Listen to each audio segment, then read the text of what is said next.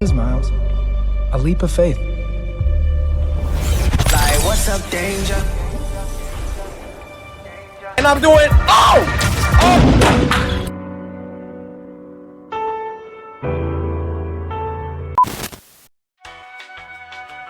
And that's the video.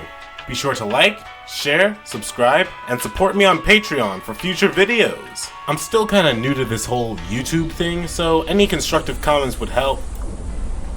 Huh?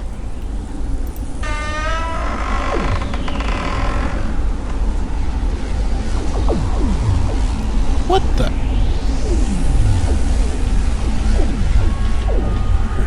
Is that music?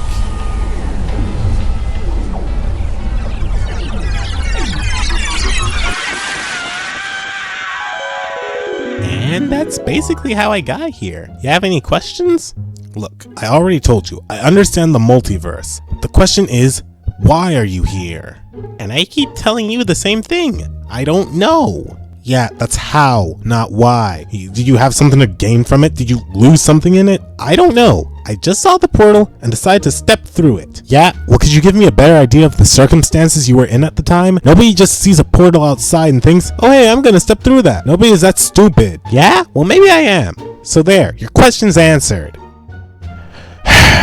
Look, sorry about that comment. It was the heat of the moment. Did you see anything on your way that seemed suspicious at all? Not really. The trip was pretty straightforward. Although, now that you mention it, I think the portal might have followed us. That's a shame. Wait, what? Yeah, I only just noticed it too. What? How? Oh my god. Hello everyone, this is the Eliminator speaking, and I think today's entry needs no introduction. Since its release in 2018, it feels like all anyone can really talk about when it comes to animated movies is Spider-Man Into the Spider-Verse. And with the sequel having come out recently, I think now is as good a time as any to come back to the film that started an entirely new animation revolution. Now, like my Sonic movie review, I'm only going to be talking about the first movie for simplicity's sake, and so that I can judge it on its own merits, rather than the merits of the series as a whole. So, with that said, let's do this one last time.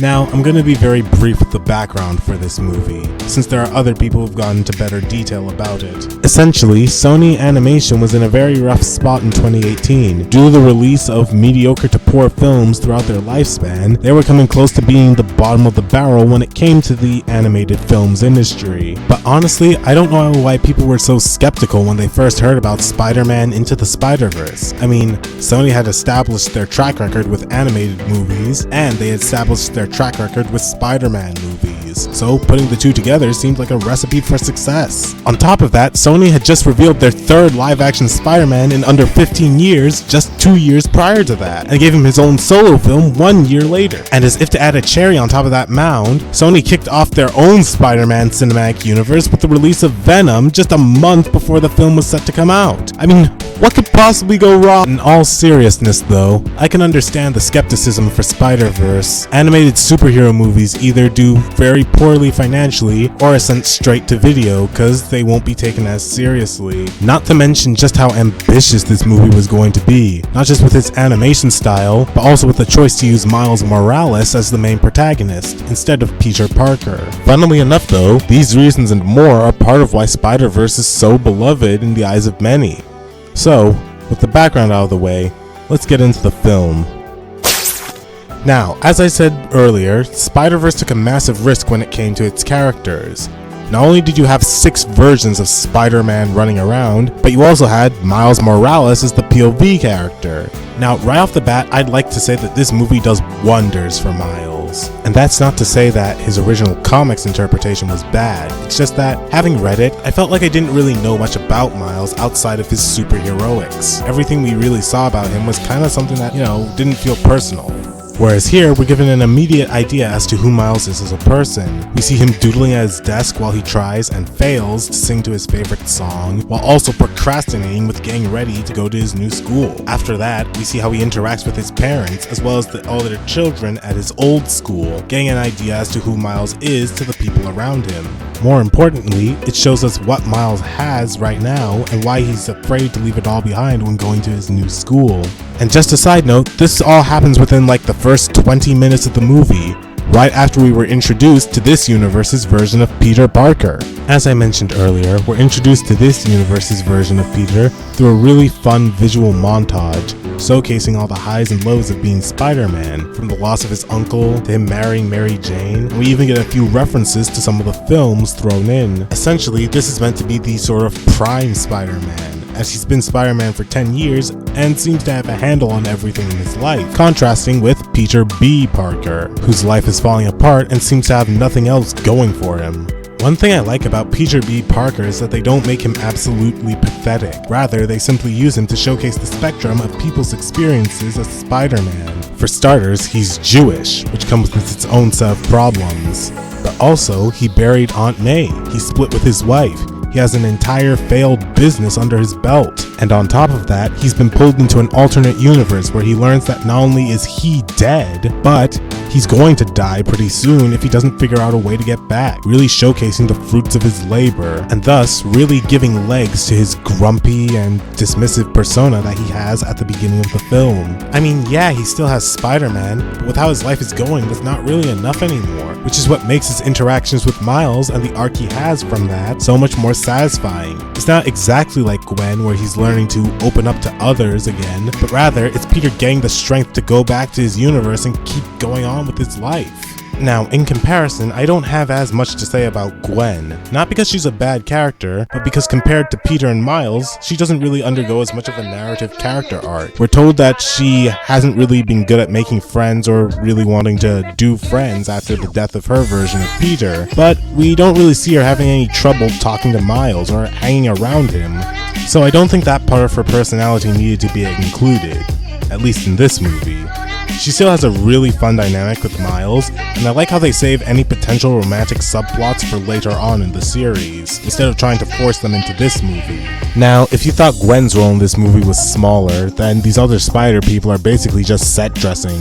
They're here to showcase the wackiness of the multiverse, which I like, but at the same time, you've already got 3 other versions of Spider-Man running around, so you wouldn't have as much time to really flesh these guys out. That's not even mentioning the fact that this film has to juggle both Spider-Man's rogues gallery and Miles Morales' family in the same film, so it makes sense why some characters would get lost in the shuffle. Speaking of which, let's talk about that for a second. This movie has the largest cast of characters out of any Spider-Man film to date, and somehow does not manage to crumble under the weight of it all, and I'll tell you why. It's because Spider-Verse blocks out its characters. And what I mean by that is that rather than just introducing each character separately and then fleshing them out over the course of the story, Spider-Verse introduces multiple characters through the lens of a specific character, not only fleshing them out, but also beefing the existing character up. I think a good example of this would be through the movie's villain, Kingpin. Early on in the film, we see Miles get caught up in a fight between Spider-Man and Green Goblin, and as the fight progresses, we see that they are fighting around the Super Collider. More importantly, we see Kingpin giving Goblin commands about being more careful around the Collider, implying that the Collider not only belongs to him, but that he hired Goblin to protect it from Spider-Man. What this does is that it makes it a lot easier for the film to introduce other villains later down the line, as we know that they'll have some connection to Kingpin, like when he shows up at Alchemax. I mean, it was already enough having Kingpin be there in the first place, but then having Dr. Octopus be revealed to be the one helping him gives us a pretty good explanation as to how he was able to get his hands on a Super Collider. And then a while after that, we are given Kingpin's motivation for wanting to use the Super Collider, as we learned that he had a family who witnessed him get into a fight with Spider-Man, and in their attempt to run from Kingpin, they died. really rounding out his character, as he now has means, motive, and opportunity to do everything he's doing throughout the film. And the same goes for Miles' side. I already mentioned how him and his personality are introduced into this film, so to add a bit more to that statement, I'd like to bring up how he interacts with both his father and his uncle. We see that his father wants him to do great things, and feels like Miles has a lot of potential for it, but doesn't know how to convey that to Miles. Meanwhile, his uncle seems like the exact kind of person you'd want to confide in, which makes the reveal that he's working for Kingpin all the more earth-shattering. Even if you guess the twist early on, you can't deny the effect it would have on Miles, because this is the one person he thought he could trust, and it also gives legs as to why Miles' dad is so adamant about him really making use of his potential. The same goes for all the other Spider-Men. When each one is introduced, they have a wildly different art style, origin, and general vibe to them, and so the idea of Miles becoming his own version of Spider-Man and doing things his own way feels more prominent and feels very natural at the end of the story. Now that we've talked about the characters of Into the Spider-Verse, let's take a look at the story around them and see how it holds up. Just a side note, this section will contain spoilers for the film, so if you haven't seen it yet, go and do that. But for those of you who don't care or have already seen it, let's begin. As I mentioned earlier in the video, Miles Morales isn't too keen on where his life is headed right now, as he's just been accepted to a new school for very intelligent children. Adding to his frustration is that he feels like his father doesn't really understand him. Making matters worse is the fact that he then gets bitten by a radioactive spider and begins to develop superpowers. After tracking the spider down, he winds up bearing witness to Wilson Fisk, aka Kingpin, and his new super collider. And after witnessing Spider-Man's try and fail to stop the machine, as well as his murder soon after, Miles has the responsibility of Spider-Man thrust upon him, not only to protect New York, but to stop Kingpin, though he's not alone, as there are other spider people pulled in from different reaches of the multiverse. Now, I don't really need to go deep into the film to already show you how Spider-Verse's ambition affects the rest of the movie, as it basically takes the concept of Spider-Man's origin story and breathes new life into it, not just with the use of Miles Morales, but with the use of the multiverse as a whole. Again, I mentioned this in the characters section, but one thing that the other spider people do is that besides showcasing the wackiness of the multiverse, they show Miles their unique experiences. As I mentioned, each one is given a unique intro that's given different visuals and showcases how each universe works, and as a result pushes the idea not just that with great power comes great responsibility, but that any person can adopt this responsibility. CinemaWins mentioned this in his video on Spider-Verse, but Miles doesn't really know who he is yet.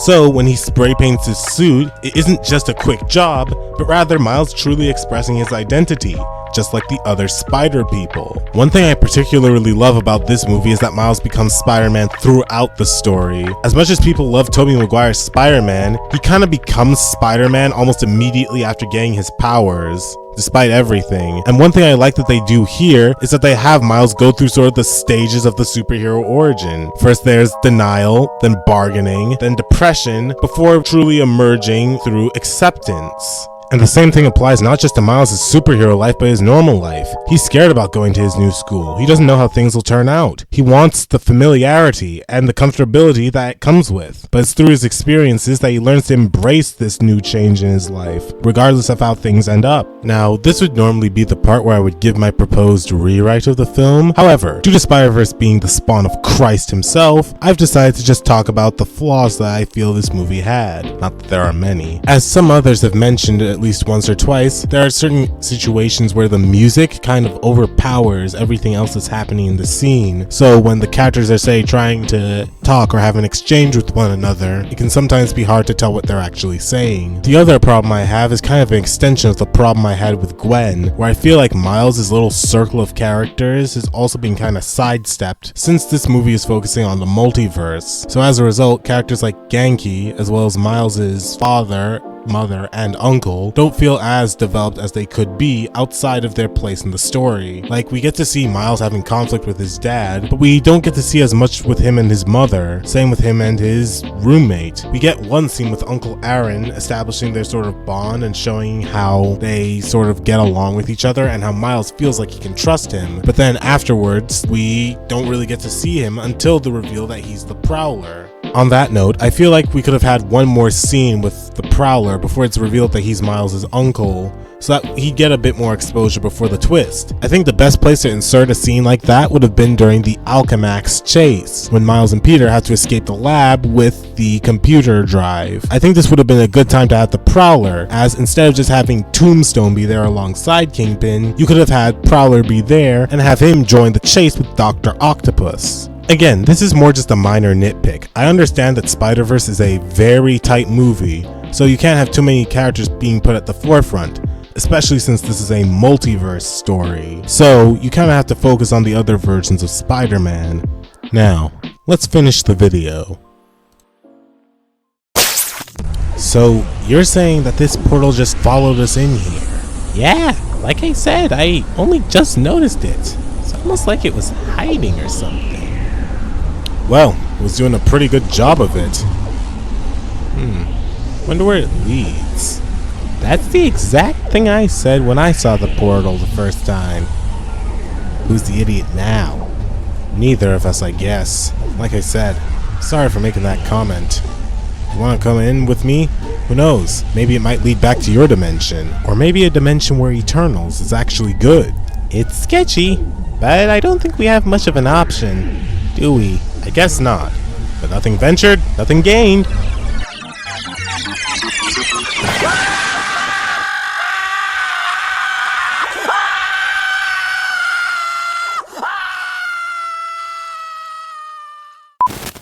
Thank you guys for watching. Be sure to like, share, subscribe, and tell me down in the comment section. What did you like about Spider-Verse? What didn't you like? And is it enough for you to want to change the film in any way? Subscribe today to join the A-list, and have a great day. Bye!